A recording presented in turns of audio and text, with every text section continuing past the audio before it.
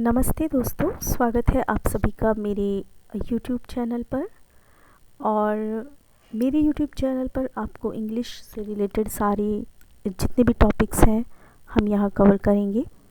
और मैं आपको बाइलिंगुअल इंग्लिश पढ़ाऊँगी, यानी कि इंग्लिश और हिंदी को हम मिक्स यूज़ करेंगे। तो सबसे पहले आज हमारा टॉपिक होगा द सेंटेंस। सेंटेंस का मतलब होता है वाक्य। सेंटेंस कहते किसे हैं? सबसे पहले तो हम देखते हैं कि सेंटेंस कहते हैं। सेंटेंस शब्दों का समूह होता है, यानी कि सेंटेंस जो है वो शब्दों का समूह होता है। बहुत सारे शब्दों को मिलाकर सेंटेंस को बनाया जाता है। Sentence is a group of words which express complete sense, यानी ये वर्ड्स का एक ऐसा ग्रुप होता है जो अपने आप में कंप्लीट सेंस बनाता है। उसी को हम सेंटेंस कहते हैं। वाक्य शब्दों का समूह होता है जिसमें पूर्ण भाव व्यक्त होता है, यानी कि शब्दों के पूरे सेंस को हम सेंटेंस कहते हैं। अब बात आती है कि सेंटेंस कितने तरह के होते हैं, सेंटेंस के कौन से पार्ट होते हैं, एक सेंटेंस के कितने पार्ट हो सकते हैं।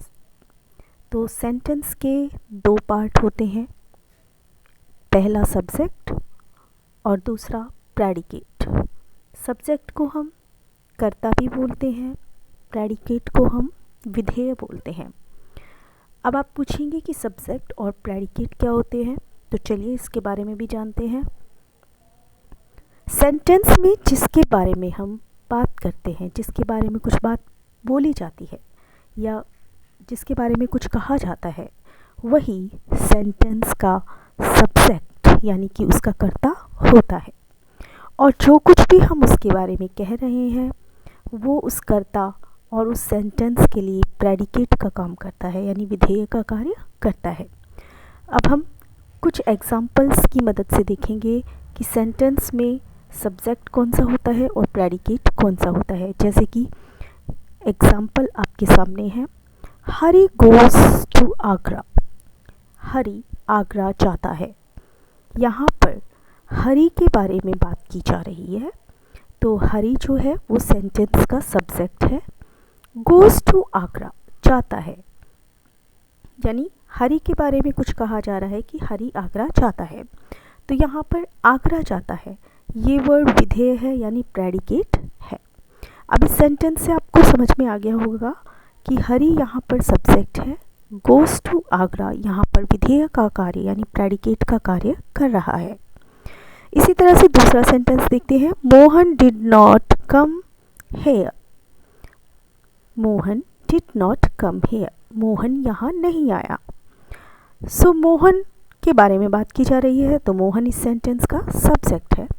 डिड नॉट कम हेयर यहाँ नहीं आया, मोहन के बारे में कुछ कहा जा रहा है, तो ये डिड से लेकर जितना भी वाक्य है पूरा प्रेडिकेट कहलाएगा, यानी कि मोहन इस सेंटेंस का सब्जेक्ट है और डिड नॉट कम हेयर यहाँ प्रेडिकेट का काम कर रहा है।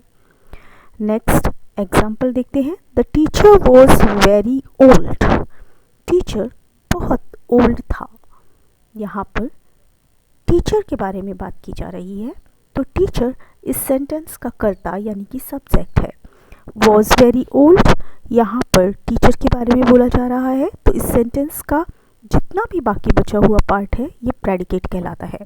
तो टीचर हुआ subject, was very old predicate.